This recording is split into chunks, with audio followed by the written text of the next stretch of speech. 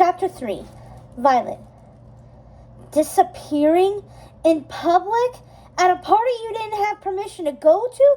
What were you thinking? Helen was gripping the steering wheel tightly at 10 and 2, her eyes on the road as they sped away from Mac's house. Next to her, Violet's body was finally visible again, but she almost wished it weren't. It was an accident. How did you find me anyway? Violet eyed her mother, taking in her attire. She was wearing a pink bathrobe and slippers, and her short red hair was in curlers, her face free of makeup. Did you follow me the whole time? No, her mom said sarcastically. I happened to be taking a drive through the neighborhood when I was a girl, running with no head and no hands, and I put 2 and 2 together. Mom, Violet moaned. How could you? I thought you were in trouble. Her mom sounded exasperated. Calling the house and saying you were seen in a later movie? I could hear the lie in your voice. Lucy. Violet wasn't going to give her up, but she should have known the Violet imitation would have worked. No one could put one over on Helen Parr. I wasn't in trouble, Mom. Jeez, I know what to do if I'm in trouble. Not in trouble? You were running without a head. It's a good thing I found you when I did. If I hadn't called Mrs. Caruso across the street to stay with your brothers while I sped over here, someone could have seen you. And do you know what would have happened then? Yes, accidentally revealing my powers is all I ever think about. Unlike Dad, who is the reason we keep having to move. Violet volleyed back. Now hold on. It's been a few years since our last move, her mom corrected her. Your dad has been much better about keeping his powers under wraps. Her mom tried to sound sure of herself, but Violet had her number on this one. She'd heard her parents argue about the use of powers before. My point is, I was running so no one would see me without my head. How did you track me anyway? She grumbled. You were using one of your super gadgets, weren't you? Supers are illegal. They're gadgets too, by association, her mom said stiffly. I would never do something illegal to find my daughter who wasn't where she said she'd be the first night I give her Give her some freedom. Violet didn't buy it. What did you use? Her head swiveled to the back seat to look for evidence, and she immediately spotted a small black gadget with a tiny screen. The gadget looked like a small TV screen with a map of Metroville on it. A small red flashing light moved across the screen, showing where they were driving. Violet suspected she was the target. She'd only seen a humming device like this once before in her dad's office. Her dad had actually blown up when he'd caught Violet tampering with its buttons. Apparently the devices were illegal, just like supers, but he and Mom still had theirs. One tracked Dad, one tracked Mom, but neither had used the item in years. Aha! Violet reached for it. Her mom got to it first, extending her arm to 4 times its length and grabbing the gadget, which she placed in her lap. Nothing to see here. Violet sighed. This is what she got for having Elastigirl for a mom. It was clearly a homing device, but it still didn't explain how her mom had bugged her. Violet looked down at what she was wearing and spotted a small yellow peace button on her jacket. She didn't have a peace bin. Of course. Mom, you used a homing device on me? They're illegal. You said to never touch one.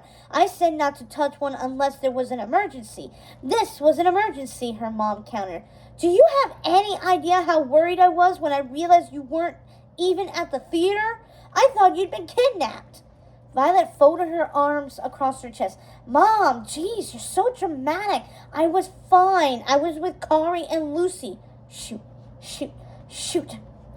Her mom's eyes bulged. Why were you with Lucy? So Lucy wasn't at the movies? Did you go with her to a high school party? She wished Lucy were here right now so she could say, I told you so. Her mom was not okay with Violet going to a party just because she was with Lucy. We were only going for an hour, and Lucy was with me the whole time. Okay, not true, but details weren't necessary. You went to a party for an hour? Her mom braked hard at the light, sounding even more unhappy. In 1 hour, you disappeared in front of people and could have blown everything. She shook her head. Violet rolled her eyes at the window. Wasn't lying to your parents about where you were a teen milestone? Thanks to being a super, she missed out on even that rite of passage. Well, you don't have to worry. I'm never going to a party again. I'm never going out again. I will stay home forever. Her mother's tone changed. Violet, no! Violet boomed. This is your fault anyway. Make friends, you said. Meet people. How can I meet people and hang out when anytime I get nervous or excited, my emotions get the best of me and I disappear? Her mom looked at her frowning. Do you know how stressful it is worrying about revealing my powers accidentally all day, every day? To be afraid I'll say the wrong thing in class and disappear out of embarrassment? She thought of Tony. Or pass someone in the hall and panic and lose my head? She was on a roll now. It's all I ever think about. I know I'm not supposed to use my powers. I don't even want them. You want us to act normal, Mom, but I want to be normal. I didn't realize your abilities were causing you so much stress. Her mom's voice was lower now. Why didn't you say anything? What was I supposed to say? Can I give them back? We both know that's not an option. I know that, but your father and I could have worked with you on how to control them. Your father would love that job, her mom said wryly, and they both knew why. Her dad seemed to miss being a super more than anything. Sometimes Violet caught him in his office, which held all his super memorabilia,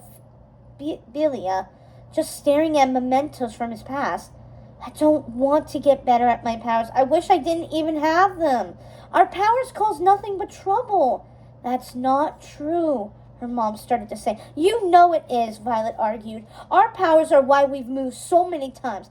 They're why Dad was sued all those years ago, and supers had to disappear. She folded her arms across her chest. I hate having powers. She stared at the dashboard, refusing to look at her mom. The silence between them made the car engine sound much louder, but Violet didn't care. She was mad. Her mom finally spoke. I know this isn't easy, and the fact that supers are illegal makes it even harder. But your identity is your most precious gift. To fit in here in Metroville, we have to be like everybody else. Maybe if we work on controlling your powers, you'll feel more comfortable around your friends. But regardless of how powers do or don't make you feel, nothing gives you the right to lie about where you are. Violet didn't answer, but she felt her stomach clench. Lying about your whereabouts was something a super never did. Her parents had ingrained that into all three Park kids from the moment they could walk and talk.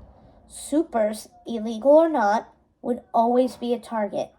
Making sure someone knew where she was at all times was not only smart, it could mean the difference between life and death. It's why her parents always had comms links on them, even though they were retired. I'm sorry things have been so hard for you. I don't mean to make things more difficult, but you can't lie. I'm a mom. It's my job to worry. Even though I know we're safe in Metroville and no one knows who we really are, sometimes I can't help but think... She trailed off. Curious, Violet finally turned to her. Think what? It's silly, really. Her mom made a hard right onto another street, making Violet tumble slightly. You've heard your father mention Mastermind before, right? Violet resisted the urge to roll her eyes. Only about 1,000 times. Dad brings up stories about supervillains at least once a week. Well, I fought Mastermind, too. There was this one time, right after your father and I were married, before we had you, Mastermind and I were doing the dance we always did. Mastermind steals something. We get it back. And Mastermind said something I still think about to this day. You fear me now? Wait till you have children. You'll never sleep again. I still think about that. But hasn't Mastermind been missing like 15 years as long as you've been retired? Violet asked. Yes, but when you're a mom, you never stop worrying. She glanced at Violet again. I want you to have friends and enjoy yourself, but you can't lie to me, Vi. And you cannot disappear from parties. Do you understand me? I understand, Violet said, getting annoyed again. But you can't use a homing device to track me. You have to trust me. I left the party when I lost my head, but I was going to go back for Kari before you forced me into the car. We were supposed to walk back to the movies together. She's probably looking for me." Violet was guessing her mom was going to ground her and take away her phone privileges, which meant she wouldn't be able to call Kari and apologize. She'd have to wait till Monday to talk to Kari at lunch. But by then, Kari was probably going to be so mad at her she wouldn't want to sit with her. The thought of eating alone in the canteen was terrifying. What am I going to say when Kari starts asking questions about where I went? Violet's heart began to flutter again at the thought. What if she and someone else saw me lose my head? What if everyone at school is talking about me or won't talk to me because they saw me run out of a party? Violet stopped whining. Her mom stopped short at the next stop sign and sighed deeply, her head hitting the steering wheel on purpose. Violet could see her mom's face illuminated in the streetlight. Her expression was fraught.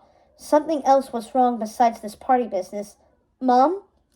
"I'm fine." Her mom's muffled voice came from the leather steering wheel. "It's just been a long day that has now been made longer." She shifted her head and looked at Violet. "Between you and your dad, Dad? What's wrong with Dad? Is Dad okay?" Her mom paused, seemingly choosing her words carefully.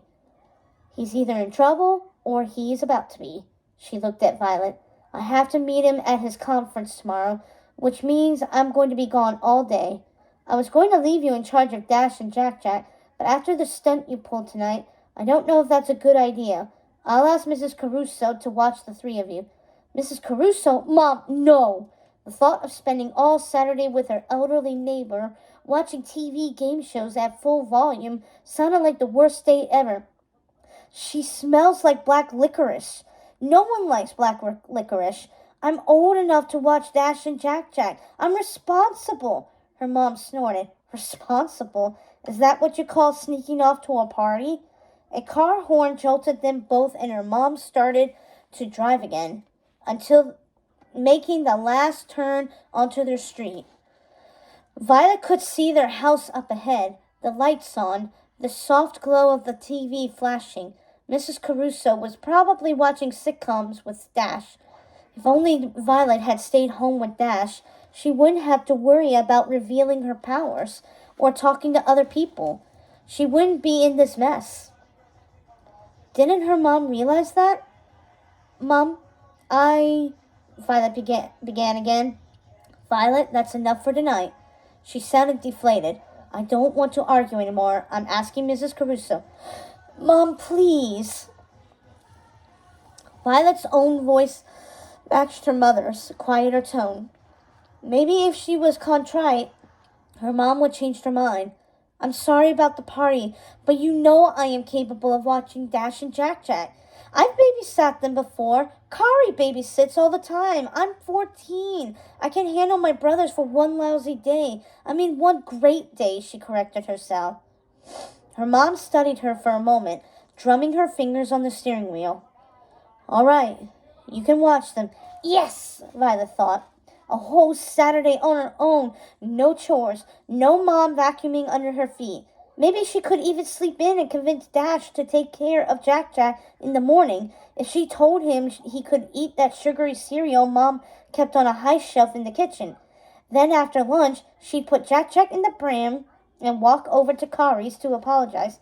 "I promise you won't regret this. I'm going to do a great job. That time Jack Jack's nappy exploded at the grocery store in aisle 3 wasn't my fault. Dash forgot to put more nappies in the bag even though I had told him to, and Vi." Her mom put a cool hand on Violet's own. "I'm not worried about exploding nappies. Just promise me you'll keep your brothers safe." "Safe? Mom, please." Violet resisted the urge to roll her eyes again. "I know to keep Dash away from the stove now. I won't let him try to make lasagna again." "I don't mean the stove," her mom interrupted, her words slowing.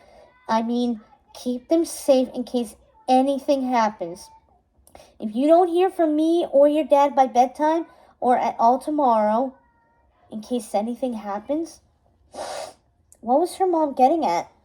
Was this about that supervillain again? "Mom, Mastermind is retired, just like you. Stop worrying someone is going to grab us all the time. This is not about Mastermind, her mom said. Violet may have been mad at her mom 2 minutes ago, but now she was concerned. Is it Dad? Is he in danger? No, her mom said, but she didn't make eye contact. I just haven't been able to reach him, which is why I'm going to see him in the morning. I'm sure he's fine. Now there's plenty of leftovers. I've written out Jack's schedule already and left it in my office. I'll be back late tomorrow, but if you don't hear from me, put the boys to bed. And why wouldn't I hear from you? Violet asked. What wasn't her mom telling her? Her mom shook her head. I'm sure I'm just being paranoid, but it's always better to be prepared. For what? Now her mom was really starting to freak her out. Violet, please.